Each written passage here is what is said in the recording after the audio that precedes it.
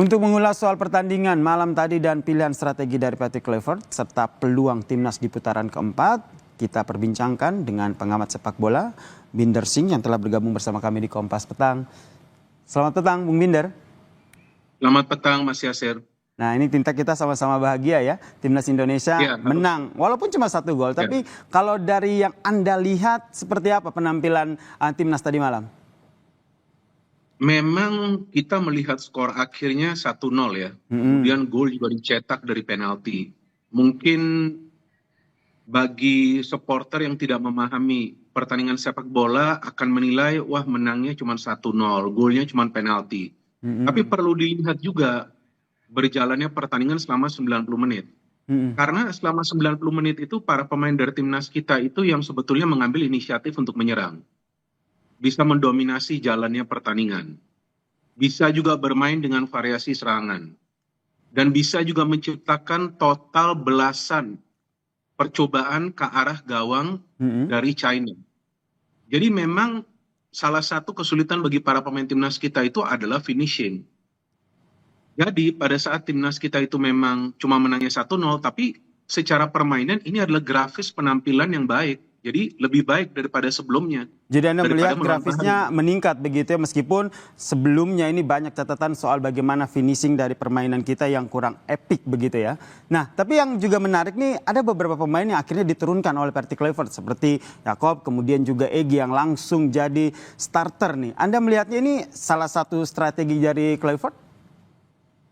Ya jelas ini terkait dengan strategi permainan ya. Dan secara keseluruhan kan ada total 7 pemain yang bermain di Liga 1 yang diturunkan oleh Patrick Kluivert ya. Artinya dalam hal ini Patrick Kluivert tidak melihat latar belakang seorang pemain yang berasal dari klub mana. Tapi yang dia lihat adalah kesiapan dari pemain tersebut yang bisa dia nilai dari TC. Kan sebelumnya ada TC. Dan kemudian sesuai dengan taktik yang akan dia pakai, baru kemudian dia memilih pemain-pemain yang akan dia turunkan dari awal, dan juga pemain-pemain yang akan dia turunkan sebagai pemain pengganti untuk menjaga ritme permainan dari timnas. Jadi jangankan pemain yang bermain dari awal, seperti yang tadi Anda katakan, soal Egy yang bermain, ada Jakob Sauri juga yang bermain dari awal kan, sebelumnya kan mereka tidak bermain melawan Bahrain. Betul. Nah, tapi juga pemain pengganti yang masuk, Mas. Salah satunya adalah Beckham Putra. Betul. Ini ya Beckham Putra ini juga cukup mencuri perhatian begitu ya, walaupun masuknya sebentar gitu, tapi gocekannya itu kalau kita nonton langsung tuh mencari perhatian. Ini Anda lihat seperti apa nih penampilan dari Beckham Putra ini? Iya, kalau saya melihat mental dia kuat ya, dan dia sudah siap untuk pertandingan ini. Artinya sebelumnya dia sudah diinfo bahwa dia kemungkinan, belum pasti, kemungkinan dia bisa dimainkan. Jadi dia sudah harus siap mentalnya. Kalau soal skill kan kita tahu lah, Beckham skillnya memang bagus ya. Bahkan dia pemain lokal produktif di Persib itu Beckham Putra. Tapi mental dia ini siap. Maka itu pada saat dia masuk, dia gak gugup, dia bahkan tidak melakukan kesalahan, dan dia berani duel dengan para pemain China. Dan pintarnya Beckham itu bisa menghindar dari tackling-tackling yang cukup berbahaya itu dari para pemain China. Jadi memang pemain-pemain seperti Beckham ini juga memang ideal dimainkan sebagai pemain pengganti untuk bisa tetap menyulitkan konsentrasi dari para pemain tim lawan. Dan saya pikir ini bukan sebuah pergantian pemain yang spekulatif dari Patrick Kluivert. Tapi memang sudah diatur begitu ya strateginya oleh Patrick Kluivert ya. Termasuk malam tadi tidak memainkan Hilgers, kemudian Kevin Dix juga baru dimainkan ke babak kedua. Apakah ini juga bisa dibaca Bung Binder sebagai Patrick Kluivert ini sengaja gitu menyimpan pemainnya untuk nanti melawan Jepang? Iya, artinya bukan untuk melawan Jepang saja, Mas. Artinya untuk pertandingan melawan China, sebetulnya Patrick itu punya plan A dan plan B. Jadi plan A itu dijalankan di babak pertama, plan B di babak kedua pada saat ada pemain pengganti masuk.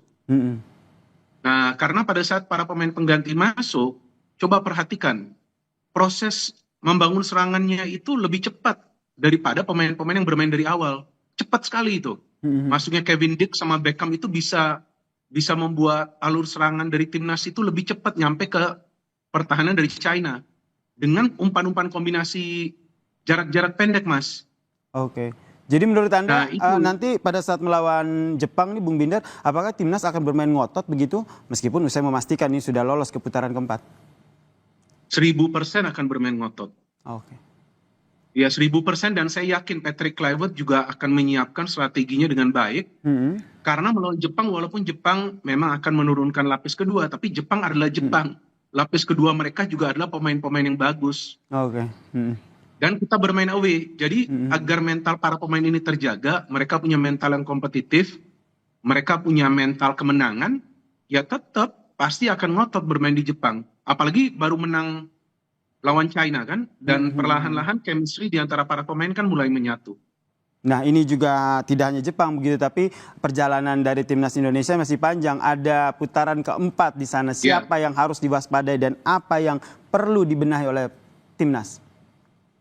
Iya, seharusnya kita sebagai supporter tidak boleh sombong ya. Artinya kita juga tidak boleh mengatakan timnas pasti lolos Piala Dunia. Enggak, ini berat juga. Round 4 ini berat. Meskipun yang lolos ke round 4 kan tidak semuanya adalah tim yang kuat ya kan Mas. Secara peta kekuatan tidak semuanya adalah tim yang kuat, tapi tetap akan berat.